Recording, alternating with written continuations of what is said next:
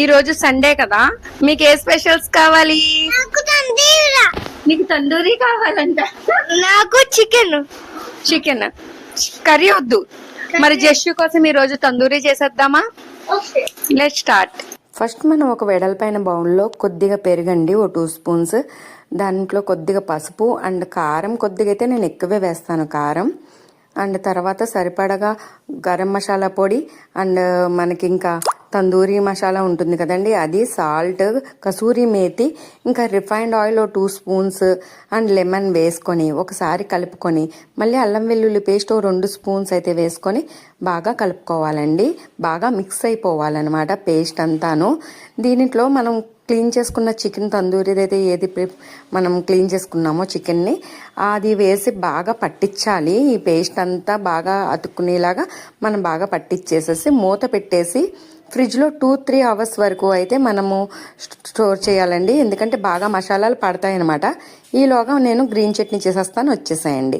First mixie జార్లో కొద్దిగా కొత్తిమీర, కొద్దిగా పుదీనా, పచ్చిమిర్చి, అల్లం వెల్లుల్లి పేస్ట్, సాల్ట్ అండ్ మనకి ఇంకా చాట్ మసాలా వేసేసి పల్చగా మిక్సీ పట్టుకోవాలి, కొద్దిగా వాటర్ వేసి. తర్వాత మెత్తగా గిలగా కొట్టుకున్న పెరుగులో అయితే ఈ పేస్ట్ని వేసి మనం మిక్స్ చేసుకోవడం అంతే. ఎమ్మి మనకి గ్రీన్ చట్నీ కూడా రెడీ అయిపోతుంది తందూరీలోకి. తర్వాత తందూరీ చేసుకుందాం, వచ్చేసేయండి.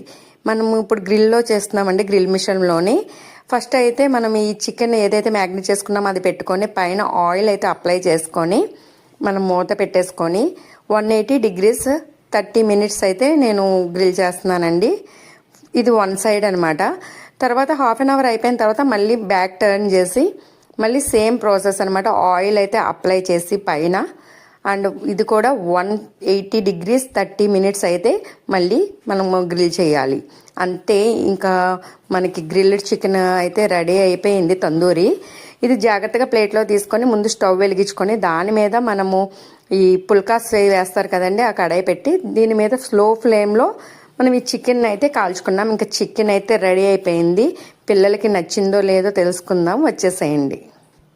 యశు ఎలా ఉంది? నీదేశ్ బాగుంది. ఇంకా మ్యాట్ గా ఉండి తింటుంటే ఎంజాయ్ చేస్తున్నారు. మరి మీ ఇంట్లో ఏంటి సండే స్పెషల్?